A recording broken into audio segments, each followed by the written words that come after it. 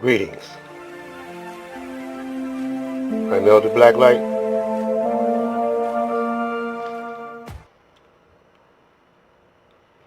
I was listening to these brothers, two brothers talk. Brother named Doggy Diamonds and Hakeem Green talk about is, they didn't say too much about it. Did Clive Davis help destroy black music? I'm going to comment on what they were talking about after I tell this this story about the ass that chased the carrot.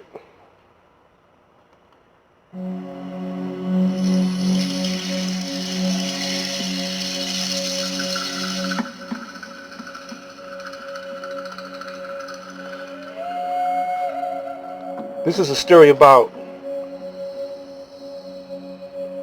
a farmer. Now, I told this story many times. I'm going to try to be quick about it. This is the story about a farmer who had a jackass or a mule or a donkey, a beast of burden. And this mule or this jackass was lazy this day. It was lounging in the shade. But the farmer had carrots that he had harvested, along with lettuce and tomatoes and other vegetables.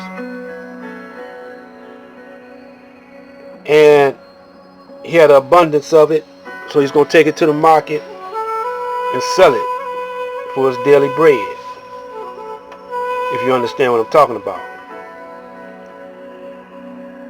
So he went to hitch the mule to the cart. He done loaded the cart up with carrots, vegetables, and cucumbers and stuff. But the mule wasn't budging.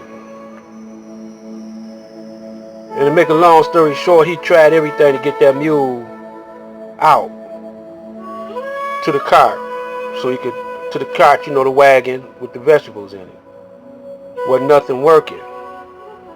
So he decided just to chill and to go and lay in the shade and get him some mint tea or whatever and chill.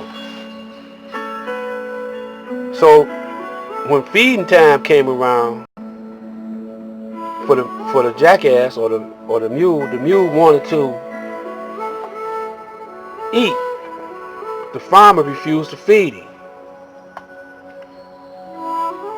So the farmer had a brilliant idea. He took a fishing rod, hooked the carrot on the end of it, put some blinders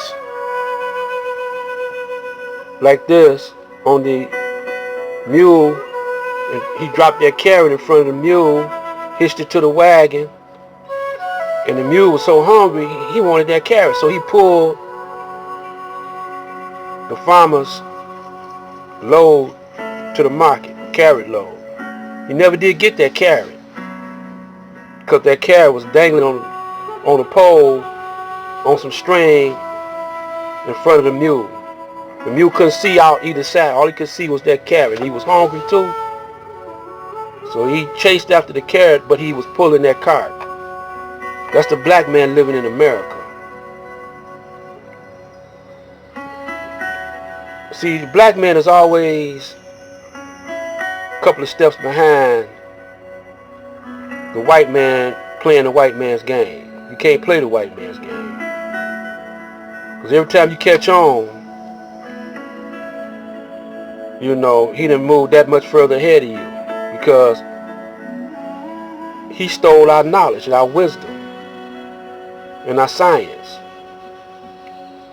So Doggy Diamonds was talking about why black people ain't cashing in on the music business, and it's our music. And that's why. Because we want to stay in the white man's face.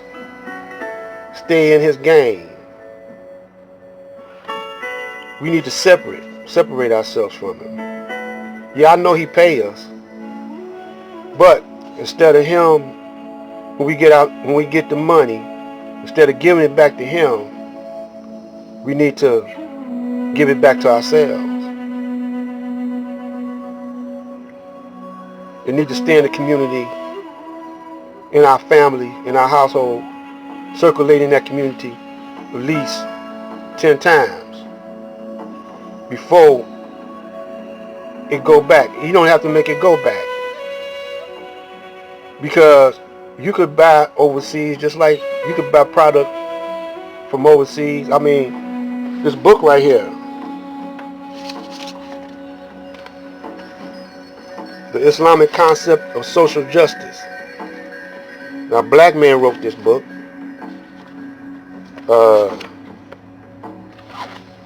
I got this overseas. I got it shipped to me.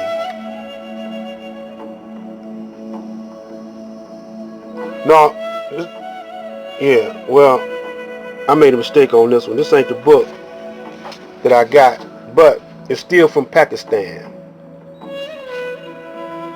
I got it from overseas, but it's not the black man.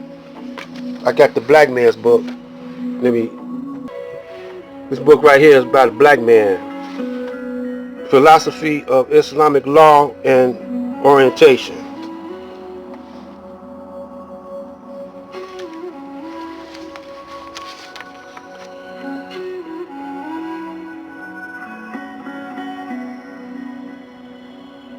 And the black man wrote this. His name is Ashfiq Mirza.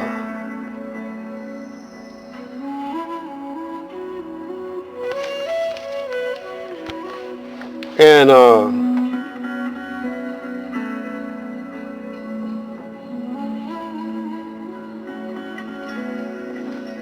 well, now another name is Muhammad Musla Houdin. He's from London.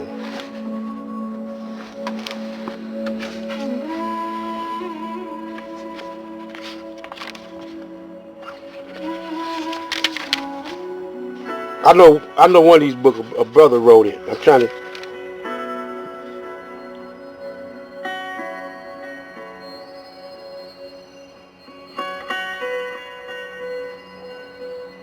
get the brother's name.